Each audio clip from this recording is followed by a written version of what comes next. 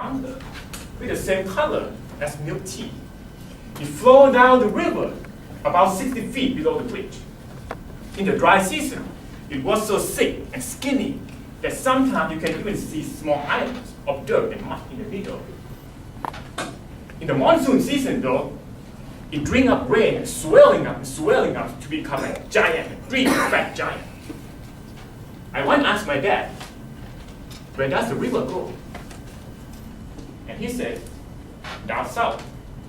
From our little town to the greater plain of Thailand, to the bigger city, to Bangkok, the capital, to the sea, the Gulf of Thailand, the ocean, and the greater Pacific Ocean.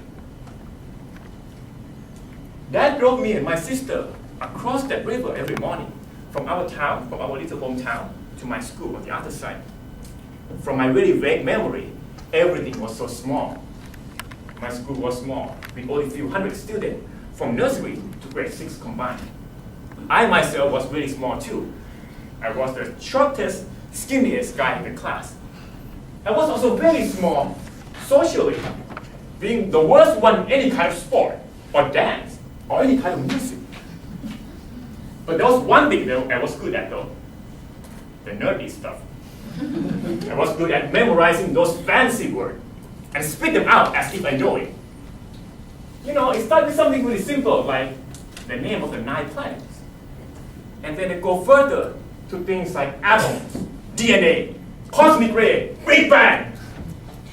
And you can imagine how the adult look like and feel like when they heard this kind of word from grade 3 or 4 students. Oh wow, my God, you're such a genius. That is the time when my wheel of fortune started turning on the nerdy side of the spectrum. I was transformed from the ignorant guys in the small and dark corners of the classroom into a little Einstein. Now, everyone looking at me, and I get more attention, and the snowball effect started rolling. More attention, more big words, more attention. The snowball getting bigger and bigger until some point, it convinced my dad and my mom that the small town was too small for me, and I should go to the bigger place for my higher education. That's when I finished my grade 6, 12 years old, going from my hometown down the river to the bigger city, Bangkok. In Bangkok, it's totally different. Everything was huge. You have skyscraper, you have the road filled with the cars. There was one thing though, I still live really close to water. If you don't know this, Bangkok was named by some Westerners in the past to be the Eastern Venice due to its extensive canal system. In fact, on the way from my home to school in Bangkok, I have to cross at least 3 or 4 canals. You can count it as 4 if you count the dead one in front of my house. It was a dead canal in which everything is clogged and dried out, and it turned into a small patch of jungle in the middle of Bangkok. As you can imagine, without that canals, when the monsoon season comes and you have a lot of rain, you get a lot of flood. So every time it rained in the monsoon season, I got about this high level of water on the first floor of the house. There was one morning that I came down from my bedroom and I see a fish, a living fish in my kitchen, still swimming. I went to a big school, a really big magnet school with 5,000 students. It was a really intense place for competitions. I was a small guy from those really far away province, and it took a lot of time and energy to climb up the ladder of academy. So, climbing up, took my time about 4 or 5 years. I was living like a speedboat, somebody said. 7 hours study, 7 days a week. I win a lot and I lost a lot. More and more I still feel that I have lost something along the way. By being a genius, by being the center of attention, how much I have lost. I still remember that day, the last day of class, when we have the farewell party. We sit around a table like this, and we talk about all the old past, all the nice and sweet memory in the past, over the past 6 years.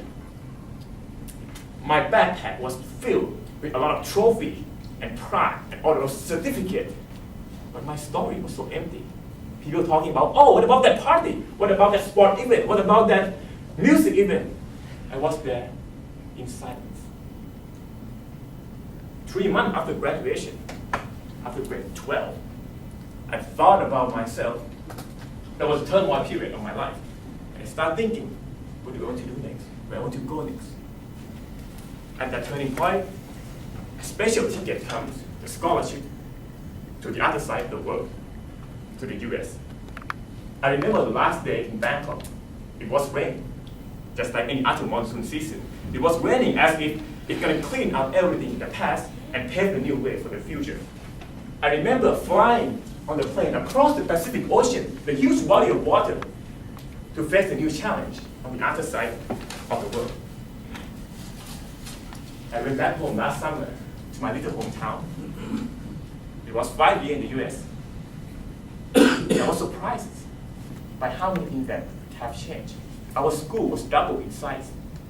New teacher, new bridge, new buildings, a lot of fancy and colorful malls here and there. It looked like colorful M&M candies on the pale and sepia color of the city. I was surprised even more by things that stayed the same. The river was still the same. Somebody said, you can't step into the same river twice. I do agree, I totally agree. But I have a few more things to add. You can't step into the same river twice, but you can see it, you can listen to it whisper. You can drink from it as much as you want.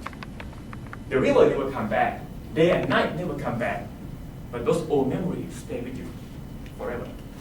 Thank you.